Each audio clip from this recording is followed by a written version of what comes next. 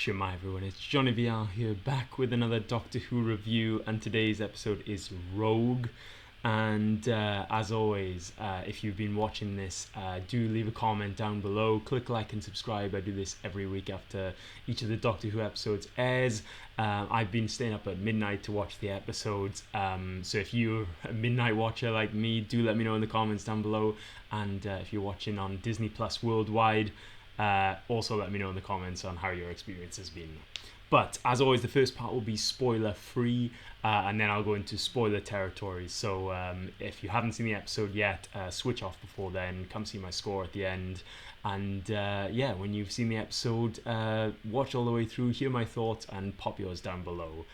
So Rogue, this one is gonna be controversial. I'm sure it will. Okay, so sold as the Bridgerton episode, I think I cannot understate how much of a accurate description that is, the Bridgerton episode.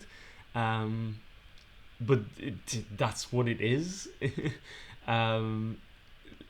Literally, it could not be more on the nose Bridgerton episode. So it's hard to say, what I mean by that without going into spoilers. But it is the Bridgerton episode, and it's supposed to be. So Doctor Who has done this kind of thing before, where it takes other shows and puts its own spin on it. I remember, the Bad Wolf Parting the Ways, where they do Weakest Link and all that. They do have fun with it. But here they have the, this whole setup, the Regency era, all takes place in a ball or a waltz, and you got people all dressed up in the outfits of the time, and it's one of those places where the Doctor and Ruby go to have a good time before they realize things are off. So I think this is a story of many parts all overlapping, and I think it struggles a little bit to keep them all sort of balancing.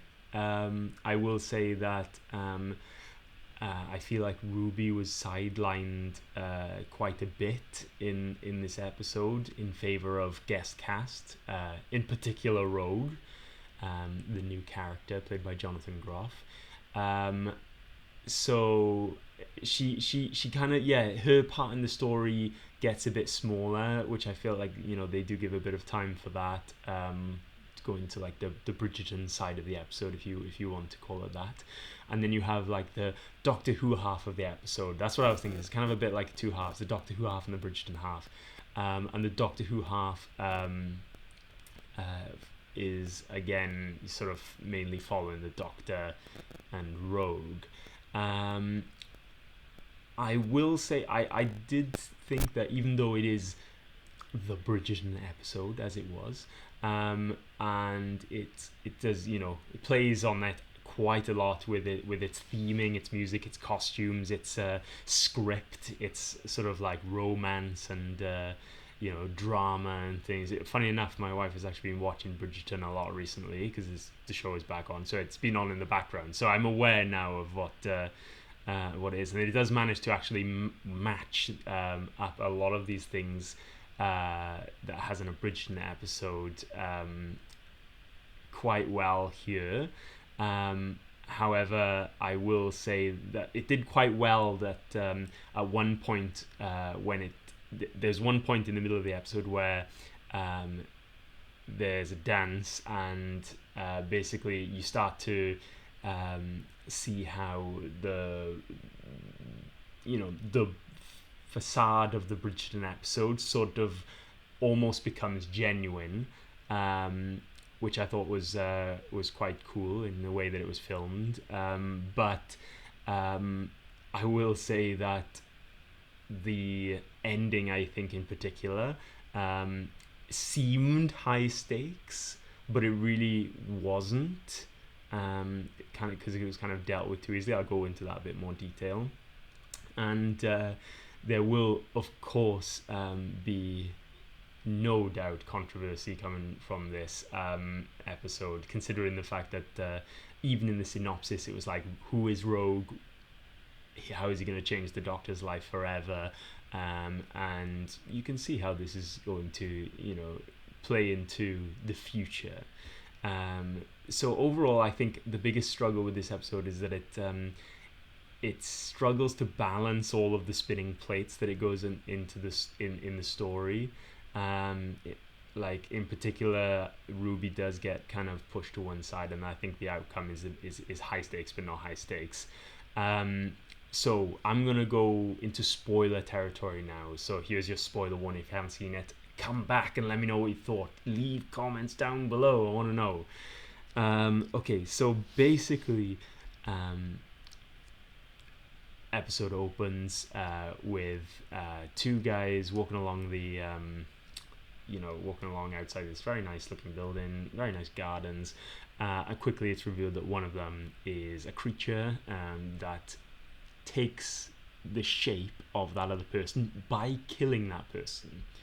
And then you have this whole party. After the opening credits, you see like the Doctor and Ruby are there just having a good time, having a waltz, and it's all explained like how they can dance because they have these earrings that map, choreograph the movements onto their bodies.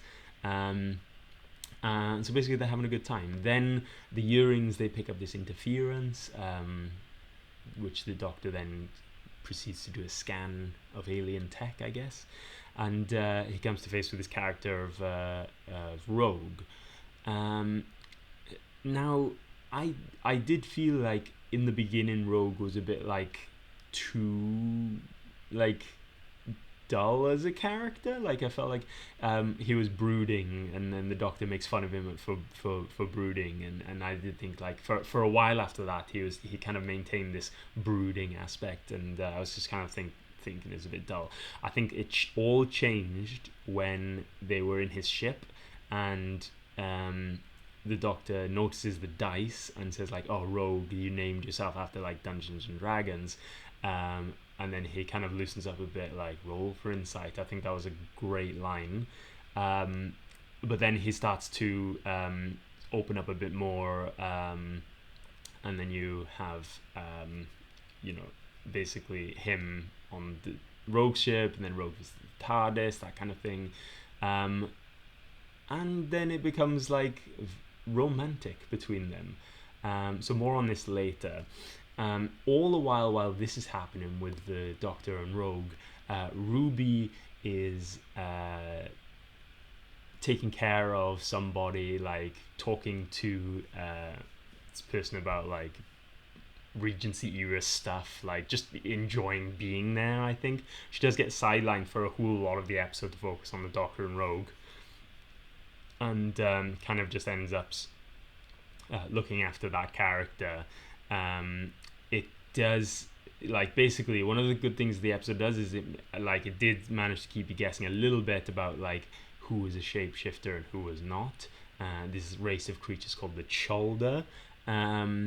So yeah, it was, I think it was confused at the beginning because like we'd all seen that the Duchess was a Cholda in the trailers and things like that, but it was then only when we saw that she had taken over the body of the Duchess that you start to see, okay, that character's a Cholda, that character's a Cholda. I think they did this well quite throughout. And then it was revealed that these Cholda are cosplayers, like they're alien cosplayers. They came to this era because they watched Bridgerton. Literally, its explanation is that the TV signals can reach out of space, and then they I suppose watched Bridgerton and wanted to come and cosplay in that time period. So that's what I meant when I said that the Bridgerton episode is literally on the head, exactly right Bridgerton episode, because it's meant to be like it's like them cosplaying a Bridgerton episode. Basically then it becomes very like sort of self-aware of what it's doing. Like everyone starts acting. They need to get their attention because they want to play the characters with the most drama and things like that. So then you end up with what I think is a cool scene of the Doctor having this dance with the character of Rogue, because it's scandalous because of the time period, and I think this is quite well done in the script, because they're dancing together now and everyone is like thinking it's drama, and then more so like it's a little undertone of the episode, when the real drama comes when the Doctor starts shouting at Rogue, and then he gets on one knee, and then Doctor kind of again for a moment has a genuine sort of reaction to that. Like again, this is the point where the facade of the Bridgerton episode kind of shifts into like what the episode tries to do is to sell this romance between the Doctor and Rogue. And then there's drama, the children then go after them, and basically, more drama follows. So basically, the Rogue initially believed that the Doctor was the shifter responsible, that he was after because he's a bounty hunter, and he has this thing, this trap that's going to send to another dimension or something like that, which plays a big part in the finale. And I want to talk about this because it has only, well, like in the beginning it was like only one like trap for one Cholda, but they didn't realize there was a family of Cholda. Eventually that trap does fit all 5 of the Cholda plus Ruby. Okay, so again, one of the balancing plates in this episode is that Ruby ends up playing the part of the bride in the wedding that they want to put on because they're cosplayers, and it's the audience is made to believe that actually Ruby was taken, and because the woman she was kind of looking after was the 5th Cholda that at this point we didn't really suspect. And I think that they did this thing again they tend to do, is when the Doctor promises the parent that he will keep them safe, and then he has this realization that he can't actually keep them safe because it's deadly and things like that. So this has all been done before, but it's another balancing plate on the episode, like in the episode. But then the Doctor believes that Ruby is one of them, so he traps them all in the triform, I think it was called, yeah. So then comes my biggest problem with the episode, like story-wise. It basically this idea of making it seem like high stakes, because now when it's found out that Ruby did actually manage to overpower the Cholda, because the earrings have a battle mode, and it ends up with a pretty cool scene in my opinion of her fighting the Cholda, all while the violins play Poker Face by Lady Gaga in true Bridgerton style. And then it's realized that she's actually Ruby, and she's stuck in the trap. She's going to be stuck, like lost in another dimension, and they're all stuck because their feet are stuck. And then the Doctor has this choice where he can get rid of the Cholda, otherwise they will come for London and the rest of the world, but lose Ruby, or he doesn't activate the trap or whatever, and he realizes he cannot do it. He cannot send Ruby away. And then sort of Rogue comes along. He picks up the Cholda that's not in the trap and puts it in the trap. Okay, stuck now. And then he sort of rugby tackles Ruby out of the trap. And then I was like, okay, now he's stuck in the trap. So it confused me a bit, because it's they make a big deal about them not being able to escape the trap by themselves, and then all it takes is a good rugby tackle. And then he's stuck in the trap, and then he activates it from inside. And he says to the Doctor to find me, before the Doctor shares a kiss on the lips. So I did think this was a bit Ruby was stuck there. It was high stakes until that kind of happened. It was kind of an easy fix in the end. So I did, that was one thing about it. The whole thing about the Doctor and Rogue, that's a whole other thing. It'll be interesting to see how that plans out, because the way they make it seem is that Rogue will return. Rogue will come back, and there will be a romance between Rogue and the Doctor. I did wonder, because this thing was sending them to another dimension, whether Rogue ends up being the one who waits, similar to like what the girl who waited. Pretty much, it would be a redo of that, where he becomes bitter or something and tries to change the timeline, something like that. But probably won't happen. But yeah, maybe he'll come back for good at some point in future series, for them to pick up this storyline. It's a storyline that probably was coming, because they had the whole thing with 13th Doctor and Yaz, but then that didn't happen. But now it seems like it's more like they've decided they're going to do this storyline, and so they've sort of started it here, so I think this is basically my thoughts on the episode. Overall, the balancing of the different stories could have used a little bit of work. It's like there's kind of a lot of characters to balance here, and they kind of put Ruby to one side while they focus on the Doctor and Rogue. That whole Doctor and Rogue sort of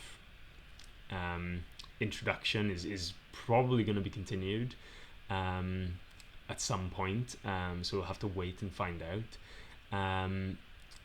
I think it was very good that they managed to at least make it genuine. We'll have to wait and see. But guys, let me know what you think of that. I think my biggest problem with this episode is the sidelining of certain characters, followed by the ending, which is kind of made to seem like high stakes, but it's not, because it's all because of what happened. I think I'm gonna give this episode a 7. I think that I think that's fair.